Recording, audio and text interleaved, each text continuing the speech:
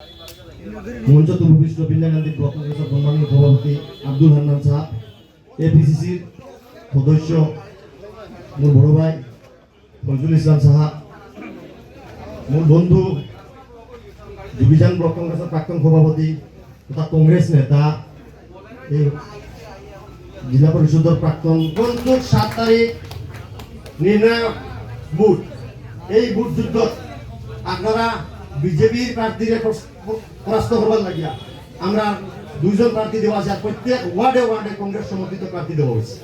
আজকে আমি ward member গুলার কথা লাগিয়া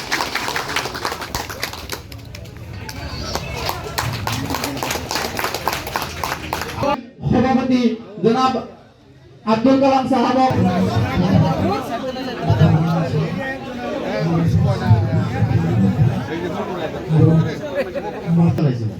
প্রত্যেকবার যতবার নির্বাচন হয়েছে এই নির্বাচন গুলা আমরা মানুষে সন্তানোর পক্ষে বৃহৎ আকারে জমা দিচ্ছে, আর বিশেষ করে প্রত্যেকবার নির্বাচনও ভোট দিছে এই মানুষগুলায়। সেই কাৰণে মই আজি আজমল সাহেবৰ ঘৰৰ ওচৰত মিটিং দিছো আৰু হাজাৰ হাজাৰ মানুহ হৈছে মিটিংত।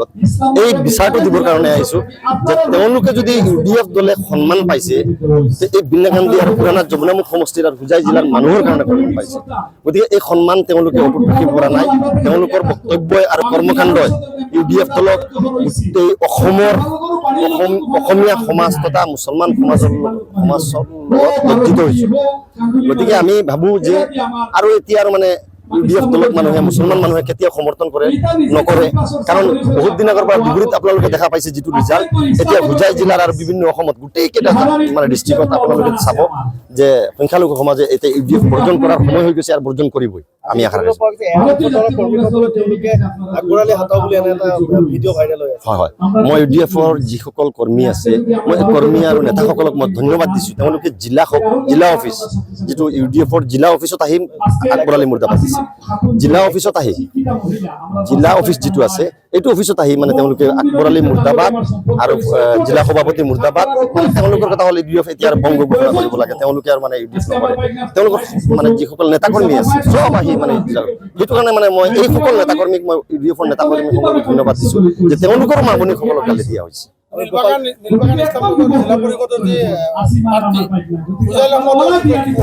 কি ক'লে উদীয়মান যুৱ নেতা, বহুত দিনৰ পৰা কংগ্ৰেছ কৰি আছে, একদম সৰুৰ পৰা একদম এনএছইউআই কৰি আছে। গতিকে এনএছইউআই কৰা এজন মানে সৰু ল'ৰা আজি যুৱ কংগ্ৰেছ কৰি আছে। তেওঁ মানে ভাৰতবৰ্ষৰ যিমান কেইখন মানে য'ত জেগাত আছে কংগ্ৰেছৰ নেতৃত্বত যিবিলাক আন্দোলন হয়, আন্দোলনত আপোনালোকে ভিডিঅ'বিলাক চালে দেখিব আগে ভাগে থাকে। আৰু কংগ্ৰেছ দলৰ এটা নিয়ম হ'ল নতুন প্ৰজন্ম উঠাই অনা। মই ভাবিছোঁ যে আমি এটা আমাৰ নেক্সট জেনেৰেশ্যন আমাৰ আছিল, আমাৰ তেখেতসকলে মানে নেতৃত্ব দিছিল। ইয়াৰ পিছত আমি আহিছোঁ, আমাৰ পিছত এটা নেতৃত্ব উঠাই আনিব লাগিব যাতে জেনেৰেশ্যন ৱাইজ নেতৃত্ব উঠি আহে। গতিকে আমি ভাবোঁ যে নতুন প্ৰজন্মৰ এই ডেকা ল'ৰাজনক, এই যুৱকজনক আমাৰ ৰাইজে বিপুল সমৰ্থন জনাব। আৰু আমি আগন্তুক দিনত যিটো নিৰ্বাচন হৈ আছে 7 তাৰিখে 4টা জিলা পৰিষদ আমি জিকিম। আমাৰ ফাইটটো হ'ল বিভিন্ন জেগাত বিভিন্ন ধৰণৰ। বিন্যাকান্দি সমষ্টিত চাওক, এটা জেগাত ক'ৰবাত ইউডিএফে ফাইট কৰিছে, তেতিয়া তেওঁলোকে এজিপি বিজেপি তাতে সমৰ্থন কৰি দিছে। তেওঁলোকৰ চব জেগাত তেওঁলোকৰ প্ৰাৰ্থী নাই। আজি চাওক মানে ইয়াতে এজিপিয়ে আমাৰ ইউডিএফে ফাইট কৰি আছে আমাৰ লগত। এজিপি একেবাৰে মৌন। তাত যদি আপুনি চৌধুৰী বজাৰত যায়, তাত ইউডিএফে ফাইট কৰি আছে, তাত বিজেপি একেবাৰে মৌন। এই এনেকা আমাৰ 4টা জিলা পৰিষদত তেওঁলোকে কি কৰিছে, টেকটিক্স ৱাইজ কৰিছে যে আমি যোনজন ষ্ট্ৰং কেণ্ডিডেটে মানে কংগ্ৰেছৰ লগত ফাইট কৰিব, তেখেতসকলে লুকুৱাই হ'লে সমৰ্থন দিয়ে।